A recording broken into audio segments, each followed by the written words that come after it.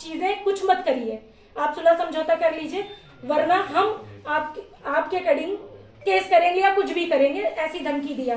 और हम 3 तलाक पढ़ते हैं, तो पिताजी ने मेरे कहा कि 3 तलाक पढ़, तो ये हमेशा कहते थे, क्योंकि हम अतीक के आदमी हैं, अतीक के आदमी, अतीक से ही हमेशा जुड़े रहे हैं हमेशा। उनके कहने से मेरे पास एविडेंस है। 2021 में एक मुकदमा हुआ था इनका, जो जमीन मेरे नाम थी, वो जाहिदा बेगम की थी। इसके अकॉर्डिंग मुझे एक पेपर मिला जो इनके ही पास से मिला, इनके मोबाइल से मिला, जो मेरे पास एज ए एविडेंस रखा है, जिसमें नसर गद्दी, मोनू गद्दी उर्फ सलमान और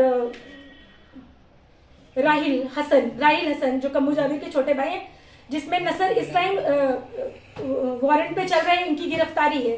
28 तारीख की इनकी कोर्ट में भी हेयरिंग है, सुनवाई है, जो भी है। मुझे इसके अकॉर्डिंग पता चला कि ये अतीक के आदमी है, और ये करैली थाने में ये रिपोर्ट दर्ज भी है, जहां तक मुझे जानकारी है। और ये आपके कुछ सोशल मीडिया पे भी ये कुछ वायरल थी इनकी रिपोर्ट, जिसकी जानकारी नहीं है मुझे पूरी तरीके से। इस तरीके से मैं जान पाई इनके।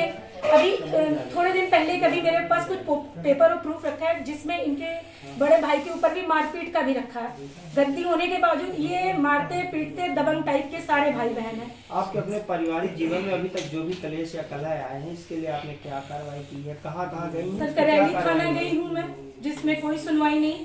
परिवार परामर्श केस में वो मेरा केस भेज दिया गया कि आपस का मामला है। अब 2 महीना हो गया, कोई सुनवाई नहीं। ना विपक्षी आता है, बात करता है, वो सिर्फ धमकी देता। आज भी उसकी माता का मुझे धमकी आया है, आज भी मेरे फोन पे आज की भी धमकी रखी है। उन लोगों ने इनके ऊपर FIR किया था, इस बिना पर मुझे पता चला एक पेपर से कि ये भूमाफिया हैं, जो कम्बू जावेद के छोटे भाई के साथ अभी एक जमीन के मामले में इनके नाम FIR हो रखा है। 3 तलाक तथा पारिवारिक मामले को लेकर कहाँ आपने शिकायत की है, क्या कार्रवाई हुई है? 3 तलाक के मामले में मैं महिला थाने गई हूँ, कमिश्नर ऑफिस गई हूँ, कई जगह गई हूँ, कहीं कोई कार्रवाई, कहीं कोई सुनवाई नहीं है।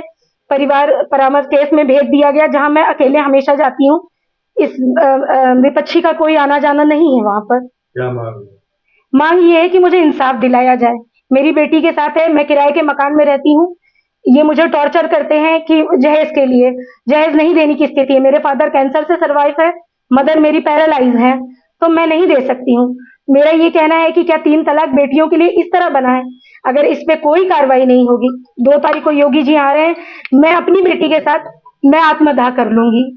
अगर इस पे कोई कार्रवाई नहीं हुई तो क्या बेटी इतनी इजी हो गई है कि आप 8 साल किसी की लड़की को रख रहे हैं, उसकी इज्जत, आबरू, मान सम्मान सब तार कर देते हैं, और ये करने के बाद आप 3 तलाक का पेपर उसके मुंह पे मार देते हैं और कहते हैं चलो निकलो यहाँ से।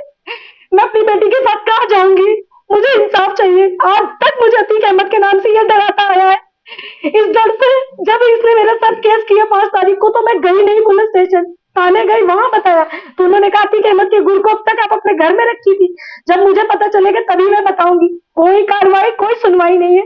आज ये प्रेस कॉन्फ्रेंस करने का सबसे बड़ा मकसद यही है कि इंसाफ चाहिए। इंसाफ नहीं मिला तो बेटी के साथ आत्मदाह कर लूंगी। ये आखिरी मेरा प्रेस कॉन्फ्रेंस है, आखिरी मेरा सब कुछ कहना है, पूरी जनता से ये आखिरी कहना है। अगर ये नहीं कोई अधिकारी मेरी बात सुनता तो मैं मार डालूंगी अपने आप को अपनी बेटी के साथ। अब मेरे पास कोई रास्ता नहीं, क्योंकि बगैर पैसे जिंदगी नहीं जी जा सकती है। मेरी छोटी बेटी मेंटल ट्रॉमा से झेल रही है, जो 6 साल की है।